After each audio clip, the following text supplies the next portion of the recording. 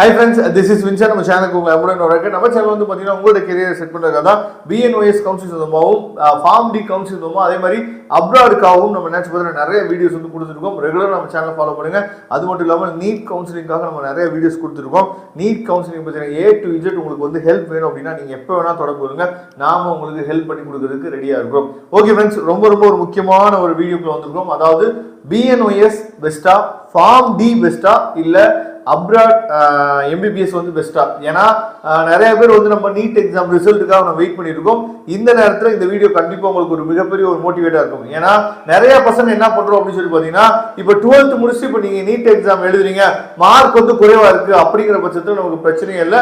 நாம எப்படியாவது என்ன பண்ணலாம் சொல்லும்போது அடுத்த வருஷம் நம்ம ட்ரை பண்ணலாம், இல்ல அதுக்கு அடுத்த வருஷம் ட்ரை பண்ணலாம் அப்படிங்கிற ஒரு எண்ணத்துல இருக்கலாம். ஆனா நிறைய பசங்க வந்து பாத்தீங்க அப்படின்னா, இப்ப இந்த வீடியோ பார்த்துருக்க சில பசங்களோட பேரண்ட்ஸ் வந்து என்ன பார்த்தா இருப்பீங்க.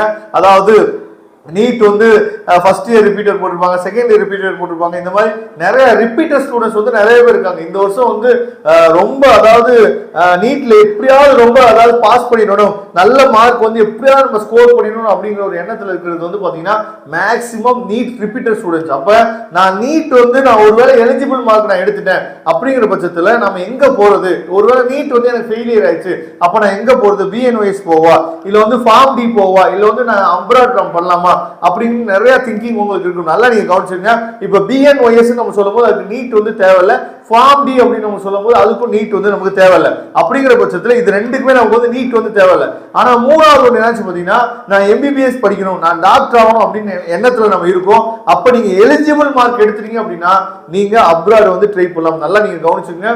எலிஜிபிள் மார்க் நீங்க வந்துட்டீங்க, இந்த வருஷம் நீட் ரிசல்ட்ல நீங்க வந்து எலிஜிபிள் மார்க் வந்து எடுத்துட்டீங்க அப்படின்னா தயவு செய்து நீங்க வந்து அப்ராட் வந்து நீங்க ட்ரை பண்ணுங்க. சரியா? இதை நீங்க ட்ரை பண்ணலாம். ஒருவேளை நீங்க வந்து எலிஜிபிள் மார்க் நீங்க எடுக்கல அப்படின்னா BNOS நீங்க ட்ரை பண்ண வேணாம். அது இல்லாம சரியா, எலிஜிபிள் மார்க்ல இருந்து போன வருஷம்லாம் வந்து பாத்தீங்க அப்படின்னா BAMS இருக்கட்டும், BHMS இருக்கட்டும், சரியா, BSMS இருக்கட்டும், இதெல்லாம் என்ன பண்ணாங்க அப்படின்னா எலிஜிபிள் மார்க்ல இருந்து கொஞ்சம் குறைச்சாங்க. சரியா?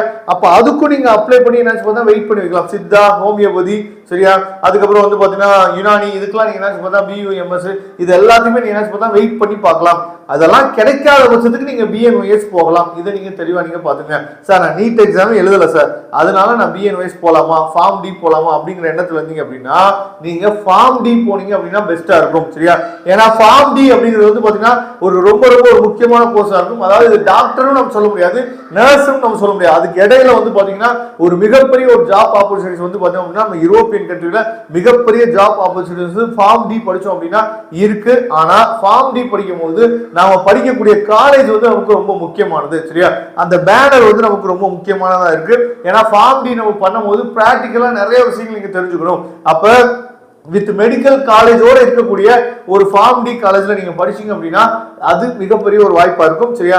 அதாவது எல்லாமே சேர்த்து 3 லட்சம் ரூபாய் தான் வாங்குறாங்க மெடிக்கல் காலேஜோட இருக்கக்கூடிய காலேஜஸ். சரியா? அப்ப அந்த மாதிரி லோ ஃபீஸ் காலேஜஸ் வேணும் அப்படின்னா நீங்க எப்ப வேணா தொடர்பு கொள்ளுங்க.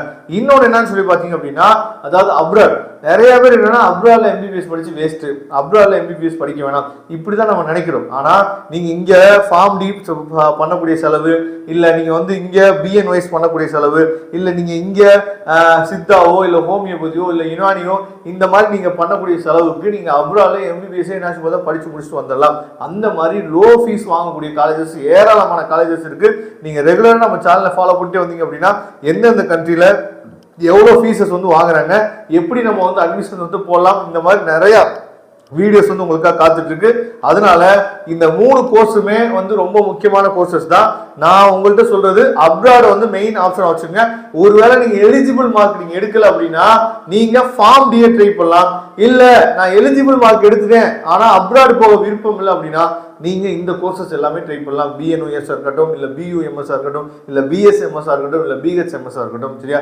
இது நல்லா தெளிவா நீங்க புரிஞ்சுக்கங்க. Okay friends, thank you. நம்ம நெக்ஸ்ட் வீடியோ பார்க்கலாம். அதுவரை உங்களுக்கு விடைபெறுவது உங்கள் நண்பன் வின்சென்ட். தேங்க்யூ.